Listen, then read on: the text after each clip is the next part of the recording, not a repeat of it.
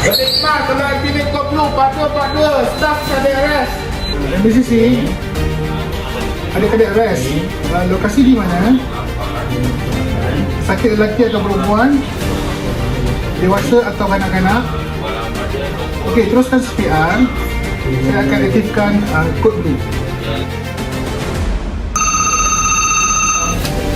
Hello, Bantu Triage. Halo triage daripada MBCC. Aktifkan satu kod blue, lelaki dewasa, cardiac arrest. CPR sudah dijalankan. Okey. Saya bagi lokasi.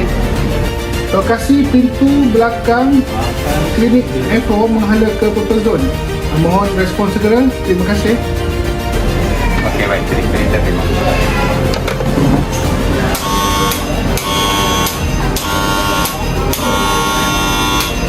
Okey, Tasha, kita ada satu activation kod blue.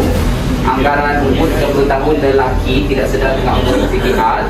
Lokasi dia di klinik Nefro, pintu belakang menghadap Purple Zone. Baik, maaf dia beri faham. Hafiz, kita akan ambil AED dengan Barisan Station. Okey, Rahazimah dengan Nurul, sila bawa ke station. Kita akan jumpa di zone purple lah. Apa nak lari ni?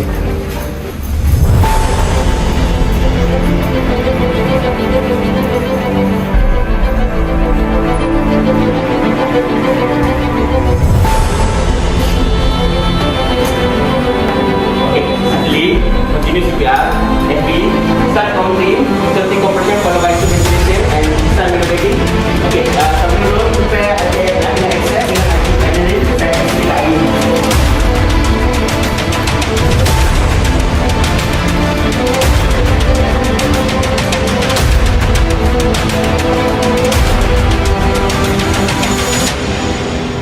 Stop CPR. Okay, pause.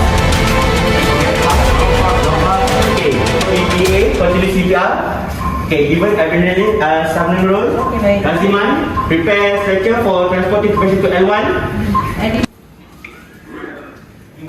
Okay, stop CPR. Hold the patient with a count of 10. 1, 2, 3, 4, 5, 6, 7, 8,